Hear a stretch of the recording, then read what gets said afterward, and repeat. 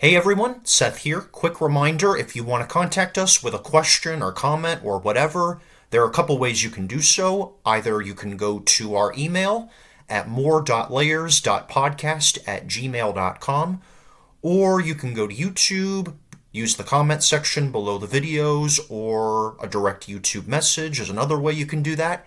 And just feel free to give us any questions, comments, podcast topic suggestions, whatever, shout out, whatever, and we'll try to get back. Welcome again to More Layers, everyone. I'm Seth Mariano. And I'm Jordan Smith. Now, if you're like Seth and myself, you are in the possibly the direct path of the total eclipse that happened earlier this week. Although, if you also like Seth and myself, you might have not actually seen it. Well, you kind of did anyway. Yeah, well, yeah, Seth and I happened to be smack dab in the middle of where the moon was going to eclipse the sun, at least in the path of it.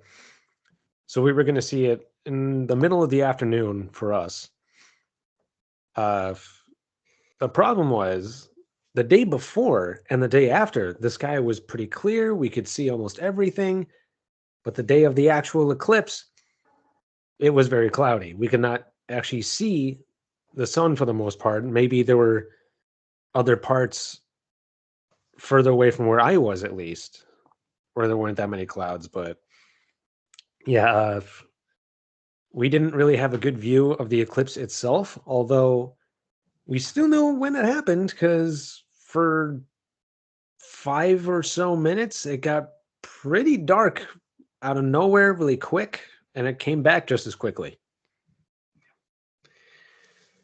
Yeah, so as Jordan is kind of referring to there, Monday afternoon, Mm-hmm. there was a total eclipse of the sun. And as far as I know, multiple parts of the continent of North America got to see it visually. Yeah, I think we started seeing live footage when it started happening in Mexico.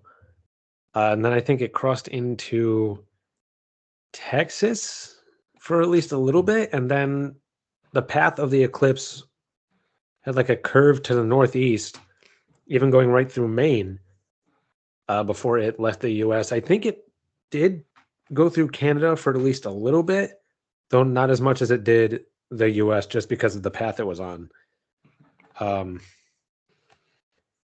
but the actual eclipse, while we couldn't see it, it was still very exciting because it is rare to not only have it happen across the US like this, but it's even rarer to be able to live in the direct path of where it's going to happen. So around where we were, a lot of parties were organized, a lot of get-togethers. There were definitely a lot of projected tourists, although the numbers may have been overstated since the clouds were in the way. But in my personal case, I was with a friend who invited some of his family and friends to an eclipse party of sorts. And they had almost everything eclipse themed. It was very nice. They had like moon pies. They had these eclipse themed drinks where you could put in these sparkles, which were drinkable, and it would make it look like a starry sky. Uh, they had like what are they called? Like moon cookies, where it's like half the moon, like half the cookies white, half the cookies black, to kind of give the idea of an eclipse. Well, I don't know if there's like an official name for it. I feel like, most people would probably know that as like the black and white cookie because of the gag on Seinfeld, but Oh, I maybe. could be wrong. I mean, I would have thought that was called a moon pie, but I guess there's an official product by that name. Um, and of course, they had the eclipse appropriate glasses, which we didn't end up using.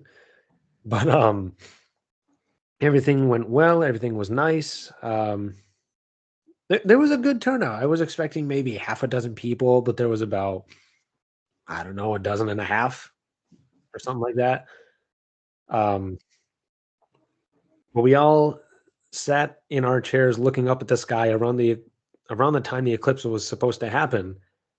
And as I kind of iterated earlier, we know when it happened, even though we couldn't see it, because there was a brief period where it got super dark out of nowhere. Like if you didn't know any better, you'd swear it was the middle of the night because it was that dark. And I even showed pictures to friends on my Facebook of like what the skies looked like 5 minutes from each other. One was really bright, one was really dark. It's like this is only 5 minute difference. And then, of course, just a few minutes later, after some people were shooting fireworks, the sunlight came back through, and it got a lot brighter. But one last thing happened where my friend, the host of the party, if you will, I hear him say his girlfriend's name because they live together. I turn around and he is down on one knee, and Hmm. he uh, proposed to his girlfriend, and they are now engaged. So at the time of the eclipse, a new step in their relationship began. I see. Yeah, I overheard some fireworks from my block where I was. I was pretty much home the whole time, and yeah, I didn't see any fireworks, but I did hear some at least. And because it was so cloudy, there wasn't much to write home about, as they say. But there, you could definitely see a difference. More darkness, the street lamps on all over the neighborhood for a good few minutes, almost like the sun was rising or setting. And we had my dad found this picture of like kind of like that kind of illustrates the eclipse cycle. So like the phases of the moon and the sun, and it's kind of and someone kind of visualized that with split open twisted Oreos. And Hmm. so we kind of did that, kind of laid them out, and I pretty much I kind of ate them whenever I wanted almost, but yeah, it was a pretty low key time for me, and yeah, a pretty simple little celebration, kind of cooped up, and um, from what I understand, our town was like one of the national hot spots to observe this event. But I think like Syracuse, New York, where my dad's side of the family is predominantly from, they got an even better view. I didn't hear much of a description of it, but they got an even better view from what I heard. I mean, I'd have to look at the trajectory map again just to see. I do know that at least in our area of Rochester and even places in the surrounding area like Rockport, they were projecting that about 500,000 extra people would be in the state just to go to those spots and check out the eclipse. So when I was driving home the day before, and when I was driving to and from the eclipse party, I was fully expecting that there would be heavy traffic, that it would take a while to get where I'm going, a lot longer than usual. But they did say, I want to say at least a day or two ahead of time, that it looked like it was going to be a cloudy day that day. So maybe that drove a few people away, or maybe they went elsewhere.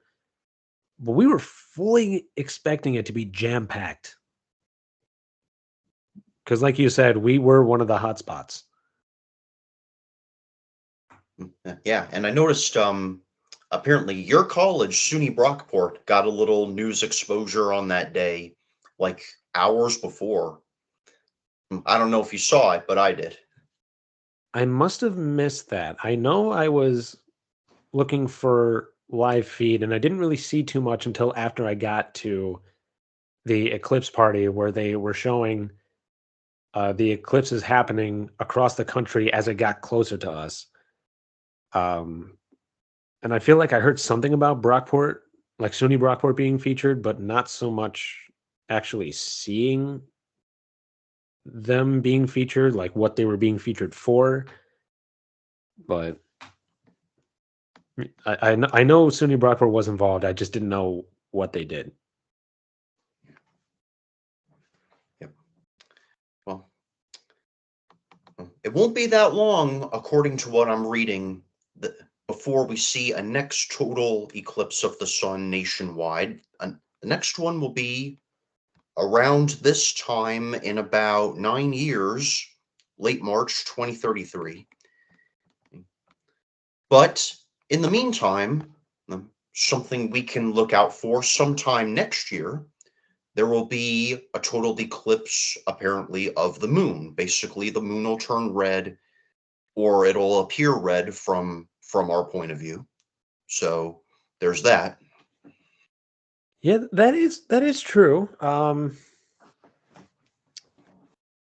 trying to remember how rare that is. It definitely isn't the most common thing, but I think it's also sometimes referred to as the blood moon.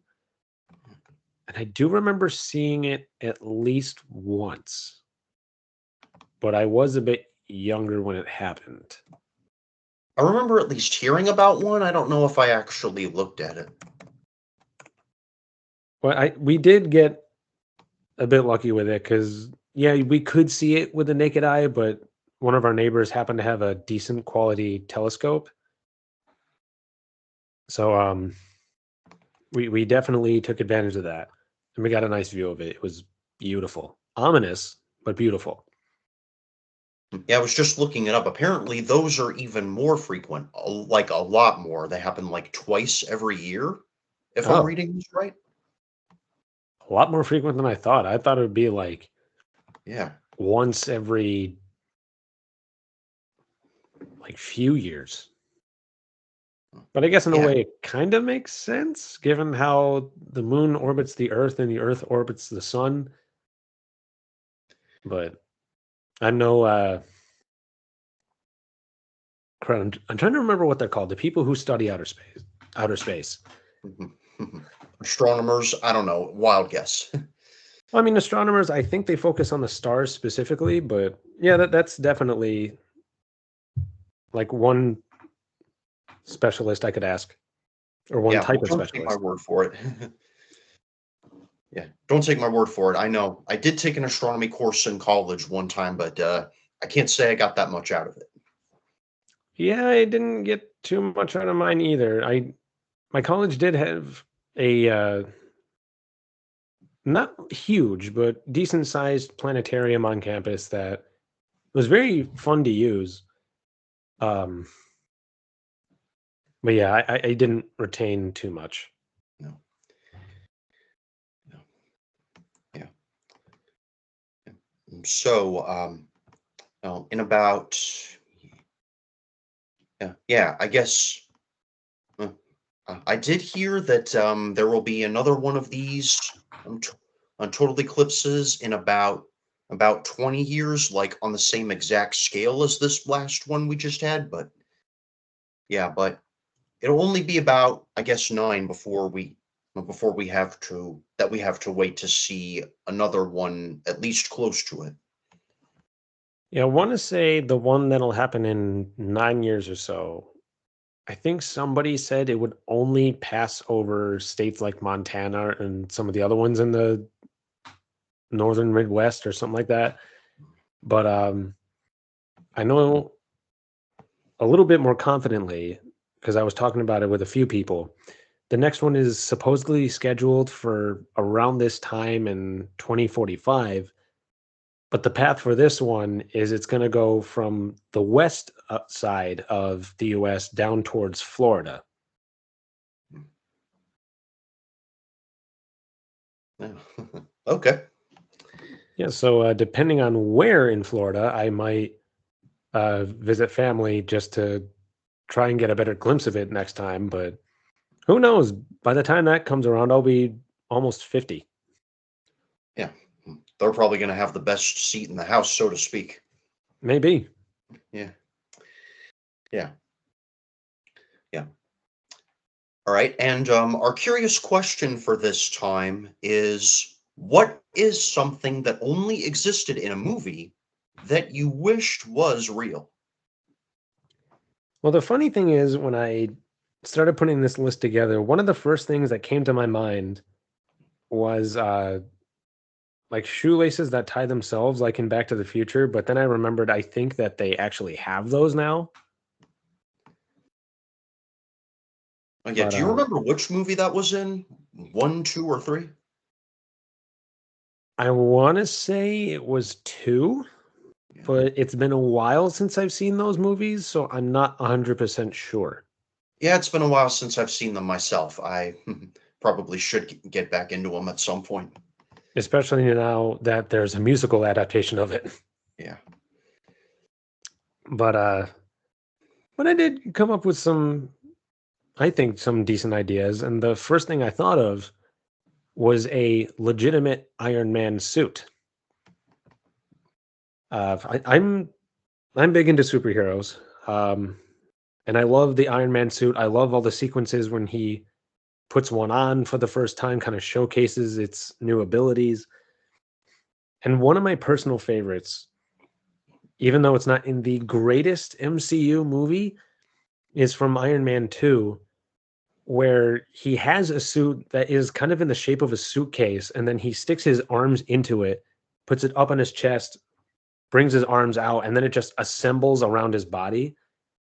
It's like, I would love to have something like that. If for no other reason, it would look cool when I'm putting on some sort of outfit when I'm getting ready in the morning, because that would just make me feel so hyped up. And of course, it would have a lot of practical uses. And if there was a disaster going on nearby or some crime was being committed, maybe I could help stop it with this suit. Who knows? But a lot of it was when I initially put it on the list for just for appearance and how cool it looks. Yeah. Yeah. I don't know if I have seen any Iron Man except the first one, but yeah, it would. Yeah, it sounds like it would be pretty handy though. Yeah, for anyone, whether it be you, Seth, or anyone listening, uh, want to see the scene I'm talking about, I think you just have to go on YouTube and say something like Iron Man 2 suitcase armor or something like that, but it should be pretty easy to find. Yeah. But in the meantime, kind of along the same vein of superhuman type of stuff, I wrote down some of my favorite superhuman abilities, that being superhuman speed, teleportation, and flight. And when I say flight, I mean you don't need an aircraft. I mean like fly like Superman type thing. Uh, some of them would be fun, but these three, I feel like in a few ways, especially teleportation, would be extremely practical. Because if you could teleport to any place you wanted, you wouldn't have to worry about travel expenses. You could just show up there in a blink of an eye. And if you forget something, you could just go right back really quick.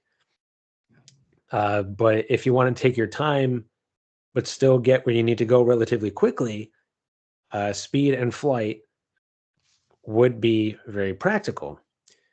Um, and then I thought, generally speaking, with superhuman abilities, yes, like in the movies, there would be people out there who would use them for not so pleasant reasons and do not so pleasant things with them. Um, but I feel like there'd be even more people who would do great things with them, like save somebody who is in trouble, as cliche as that may sound. Depending on the abilities, they could help stop natural disasters and so many other things. Quite frankly, the possibilities are pretty endless. Um, be a lot of superhuman abilities out there. They'd be great. They'd be practical. They'd be cool, and they could really make, if they're in the right hands, a big positive difference. Yeah, there was this show on when I was younger called Heroes on NBC. My brother was really into that. I didn't watch it as much, but I know there was one hero who had the power of teleportation, and so All right. yeah. I think, is this the one I'm thinking of? I've never seen the show, but if this is the show I'm thinking of, I think there was a preview when it was first coming out of a guy very intently staring at a clock until it ticked backwards. Well, I can't say I'm familiar with that promo, but I suppose it is possible anyway. It sounds like something that came from that show, and I do remember when it was airing, but I don't think I've ever seen it. No, no, I've hardly seen any. Not that much, honestly. Sure, and there's nothing wrong with that. I mean, there's so many shows now. Yeah, It'd be pretty much impossible to say you've seen all the episodes of every show. yeah. But then the next one I wrote down, I figured, what if we had Wally robots, like from Disney Pixar's Wally movie? They show how useful even one is, because it by the time you get to the start of the movie, it shows how this particular Wally robot is pretty much the only one that's still functioning, but they show how much work he's able to do over the course of a day. So it's like, what if even before we get to the point where we have to reside in space because there's too much garbage everywhere? It's like if we had robots like that helped pick up garbage or something to that effect, environmentally speaking, it could really help turn the tables. Yeah, I kind of have a feeling that most of us would probably prefer to just be able to float around and eat and stuff to our heart's content, like those guys in the Axiom, much more than they probably, I don't know. Well, what I do appreciate in that movie is that, like, hey, these technologies do have their practical uses, but they also show what can happen if you rely too much on them. Yeah, it very much has been described as a very social commentary in kind of predicting where our society is headed, and yeah, it's dark in that way, but yeah, Well, what's really good about a story like that? I know we're kind of getting a little off topic here, yeah, but what's really good about a story like that is they have a pro-environmental yeah, message, but at the same time, even though it's like the focal point of the movie, yeah, it's also not shoving it down your throat. yeah, And then the whole thing kind of reining it back in a little bit with the Wally robot is not only is he practical, yeah, but they show that these robots are capable of emotion. So it's like not only could you have somebody who helps you with various tasks, but he could also just be a fun robo companion. mm, yeah. Certainly a creative move on the Pixar team's part, creating these robot characters that are in a way very humanized, and they've done that even in movies past, even before that with all kinds of characters like insects and toys and stuff. And it's like continuing the old tradition in a fresh new way. Oh yeah, with plenty of movies, television shows, video games, what have you. There have been plenty of times where a robot is able to think and feel for itself. Sometimes it's good, sometimes it's bad, but in the case of Wally robots, it seems to be a good thing. Yeah, And then I kind of went away from movies for the moment, sure. uh, and I figured it would be fun and sometimes even funny to have real life cheat codes. I don't really know if these are kind of used anymore in modern games, but definitely when I was growing up, there were a lot of games that had cheat codes where you could mess with the game in some way without having to hack it or mod it or whatever they do now. And sometimes you could get very helpful or even hilarious results. Like one cheat code might be unlimited money. I don't have a specific example for that one, but I do know there's games that might do something like that. It's like, how useful would that be in real life? Granted, that might lessen the value of money itself if we did that. But if somebody wanted to, for example, help other people get money and they had an unlimited source of it, they could just find every homeless person out there and just be like, hey, here's $1 million. Granted, they would have to depend on them to use it responsibly, but it's a good starting point. Yeah, that may be like the American dream right there. Oh, for sure. Um, and another useful one might be to have full invincibility. And it could be used for some fun things, but let's say you're in a bad part of town and someone tries to attack, injure, or do something worse to you. They wouldn't be able to do it because you cannot get hurt. And that could prevent a lot of uh, very unpleasant circumstances. I won't get too explicit just in case, like, we don't want to risk getting demonetized or getting this video flagged on YouTube or something. But it could save a lot of lives if that was a thing. And again, some people might use it for bad things, but a lot of things in real life are that way too. And then just for kind of on the side, I figure, what if we had some goofy ones? Like, I know in some of the games I grew up with, one of the things you could do is make all the characters' heads really big. Now, in the real world, that's obviously not possible. But if for some reason we were capable of doing that with a cheat code, it could make some really hilarious results. Um, or maybe make someone really tiny or jump a lot higher. And there's just so many funny ways you could mess with the real world if you had codes like that. And granted, use them responsibly if that were a thing, but it could be good for a laugh.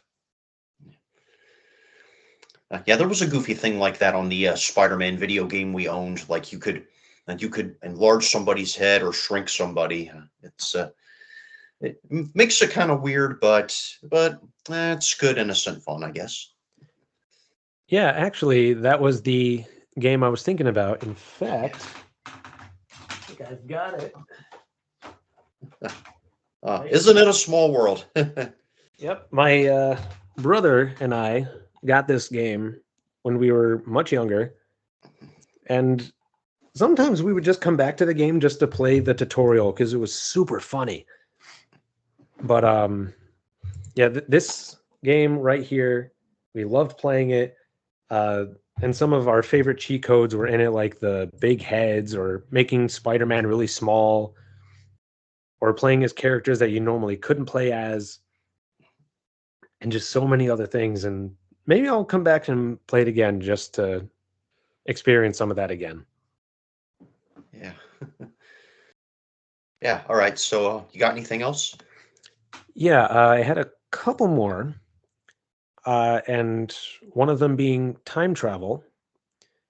But wrote down in parentheses to only use it in very specific circumstances, such as maybe stopping major disasters.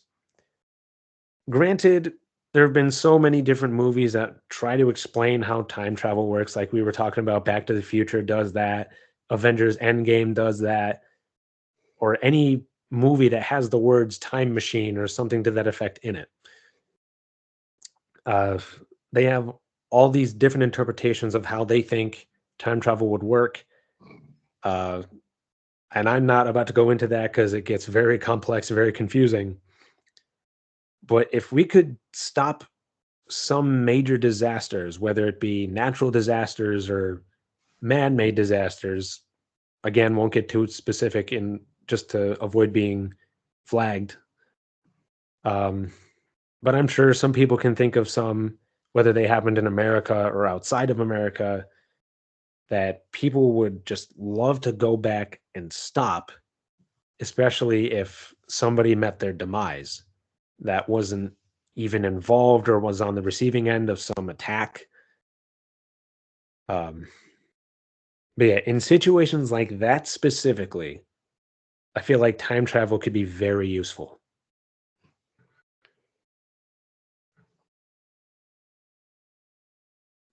And then the last one I wrote down is I said the genie, not just any specific genie or any general genie, but more specifically, the Robin Williams interpretation of the genie. If that was real, so many good things could come from that. Granted, the movie shows that some bad things could too if it's in the wrong hands, but that version of the genie, he could help fix so many things because he has the abilities to do so.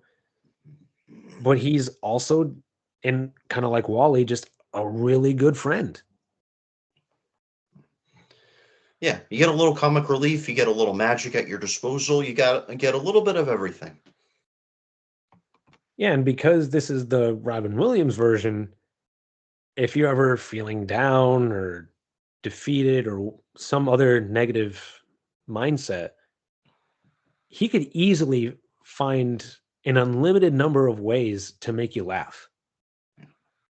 And hey, he could be a good wingman too. He kept guiding Aladdin on how to impress this girl, and maybe he could do that for other types of scenarios, not just that kind of thing. But having that version of the genie in the real world could help things become so much better. And he shows he can duplicate himself, at least to some degree. So he could work with so many people at the same time, if for no other purpose, just to see them smile when they thought it was otherwise impossible. Yeah, yeah.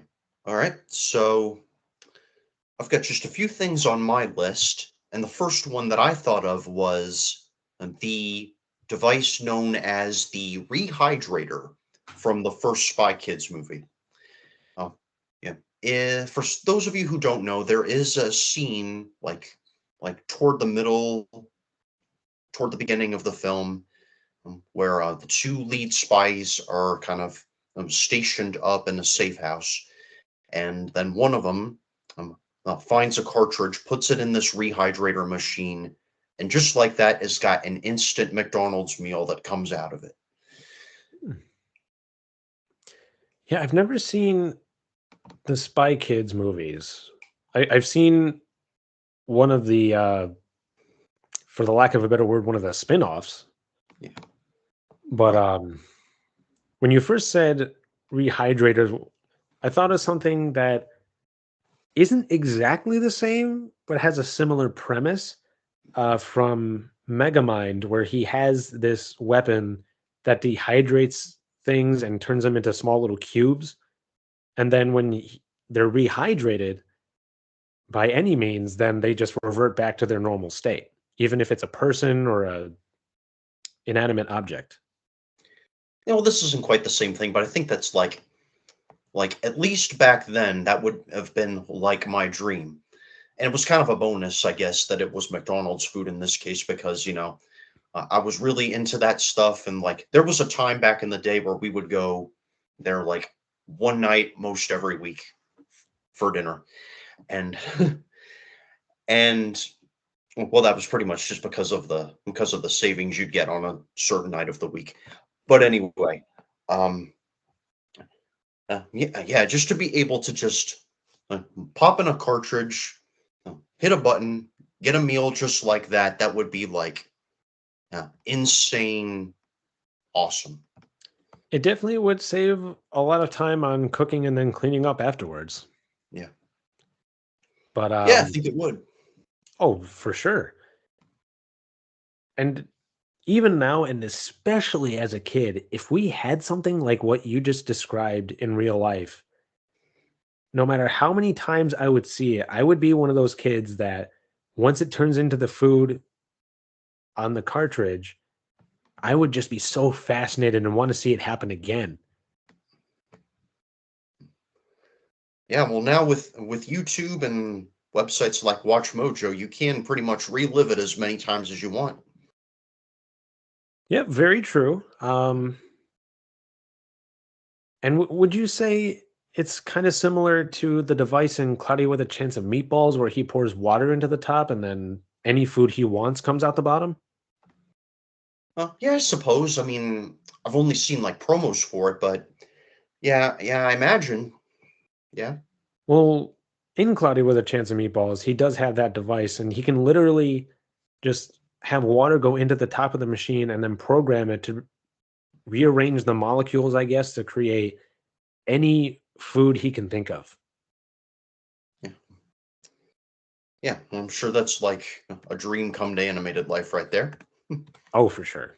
Yeah, Yeah, the rehydrator, the Cloudy with a Chance of Meatballs machine, or anything similar would be fun to use for yeah, sure. yeah, yeah. One second, then I thought of something that's probably not quite as famous, but it's from what I guess is pretty much a cult classic film. And there is a candy dispenser in the Disney Inspector Gadget film. Kind of, you can just hit a button and get some candy to come out of a little dispenser nozzle area inside the gadget car. So Now, yeah, it's is this a live action movie? yeah, Okay, yeah, because I know I've seen it at least once many years ago. Um, but it's like in the car, and you just press yeah, a button, and then just yeah, candy comes out. yeah. Hmm. Yeah, I would definitely have loved that as a kid. I probably would still use it as an adult, if for no other reason, if I was just in craving for something very specific. Hmm, yeah, yeah. Yeah, it's kind of like if you go to like the bulk candy section at the supermarket and you just scoop something out of the jar or whatever. It's kind of like that except with buttons. Okay, yeah, I can get behind that. Yeah, and then I thought of something from another Spy Kids film. It- I don't know if it exactly has an official name, but it has. I just refer to this as the instant lunch. It's where the Spy Kids pretty much just put their ID in, and it just makes a full-blown lunch automatically for you. Now that definitely Yeah, would have been very nice in a lot of circumstances, whether it be at home or especially at school, because depending on where you are, some school lunches have been infamous for how bad or simple they are. yeah, So something like that definitely would shake things up quite a bit. Um, and hearing this, it made me think of this one episode from Arthur. I'm not exactly which one it is, but mm, one of the characters was using their imagination to kind of see what the future would be like. And one of the things they had was this microwave type thing where all they did was press a button, say exactly what they want, even down to what they wanted on it, like toppings or condiments or whatever. And within seconds, it was instantly done. oh man, yeah. I probably haven't seen it because it's probably one of the newer ones, but I don't know. It will. I might wanna wanna look at that. I want to say it was actually one of the older ones, but I haven't really watched much of Arthur in recent years, so I can't say for sure. Yeah. Well, anyway, moving on to something more people are probably familiar with, the shrink machine from Honey, I Shrunk the Kids. Pretty self-explanatory, you know. shrink something. And I don't know, I can't say for sure whether or not I've dreamed about having it, but I've I've kind of supposed maybe I've thought about like being able to shrink a large object, move it, then bring it back to normal size again, if that would be useful. Yeah, that definitely would have come in handy when my mom and I moved a couple years ago, Yeah. because then we could easily pack everything into one vehicle and just transport everything in one go instead of having to either go back and forth or hire a moving service. Yeah, I Um, can say from experience, it's not the most fun thing. I did help a friend move once and had to keep lugging stuff back and forth over and over again. I don't know if you've had to do that, but yeah, it's not the most fun, I'll admit.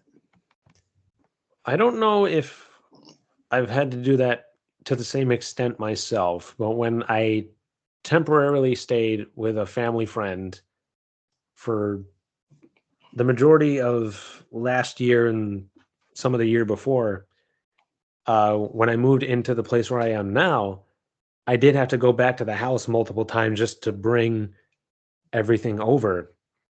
And I definitely did not do that in one day. I would drive myself crazy going back and forth. But if we had this shrink machine or something like that, or when my siblings were coming to and from college, or if we were going on a vacation, that could definitely save a lot of time and effort on that. Um, but yeah, it definitely has its practical uses, and that just happens to be the first type of scenario I thought of. Yeah, yeah, Or it's good. let's say you drop something underneath, um, like a larger object that you can't normally reach because the gap between it and the floor is too narrow. So you can't like slide your arm in there. So you can either shrink yourself or the object that it's sitting under, uh, easily move that and just get it that way. But yeah, I could definitely get on board with having a shrink machine in real life. Yeah, yeah. And then the last one I thought of, now this is probably the loosest one because I'm not sure for certain whether or not it really exists. Maybe I think it's something that probably did like decades ago and probably doesn't anymore, or there may be an exception somewhere you can get it in an antique shop or something. But Hmm. um, but I thought of the decoder pen in A Christmas Story. So basically, it's kind of like a little kids game that apparently only a radio station and would kind of organized back in the 1940s when the movie was set. Basically, only you'd set it to a certain setting, and then and kids who got the pen in the mail would basically be able to write down a message in numbered code, and then using the pen and be able to translate it into the actual letters and words. Now, I feel like I had something similar Yeah. growing up as a kid because I remember when I was growing up, maybe it was because of the Spy Kids movies, but I Yeah. feel like there used to be a lot of like kid friendly spy kits when I walked around stores and such. And I think I had a basic one at some point, and I remember in one of them there was something a lot like what you just said, except instead of a pen, it was like a disc. Like there was an inner disc that had the numbers and the outer disc had the letters, or maybe it was vice versa. But there was something very similar to what you described. And if they don't have those anymore, they should definitely bring it back. Yeah. Yeah. I think it was, from what I have heard, I think it was based on an actual thing that existed back in the day that the movie's set in, but Mhm. probably isn't as prevalent anymore. It's probably been kind of obsolete for decades since, but yeah, but But if you, but pretty much the whole film itself is pretty much a kind of nod to that time in history and a lot of the culture of that day. So it very well may have been a real thing, but probably not as prevalent anymore. Maybe not, but I would definitely say bring it back if for no other reason so that younger generations can give it a shot and send fun little messages to each other. But if people really wanted to, they could probably make their own if they just know how to put it together. Yeah, I'd say that's probably, yeah. Yeah. I feel like that is the closest that is the one thing out of both of our lists that is most likely to exist in real life, whether it has before or maybe bring it back in the future. Yeah. Yeah. Well, I think that's pretty much going to do it for now. And again, like I say in the intro, utilize our platforms, the message section, the comment section, everything that we have available, and you know, share on your thoughts on our topics, any questions, comments, maybe answers to the same questions we asked, and anything you've got is very welcome. Well, again, please feel free to tell us your experience of the eclipse. Like, were you in the path of it? Were you partially? Were you not at all? Were you able to see some live feed of what it looked like for someone else? Did you go to some special event? Did you travel?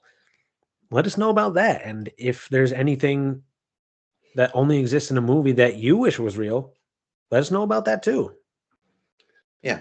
Tell us something you wish were real, and tell us maybe about your experience with the recent solar eclipse or whatever. And either way, keep tuning in when we drop new episodes. And thanks everyone for streaming, and see you again soon.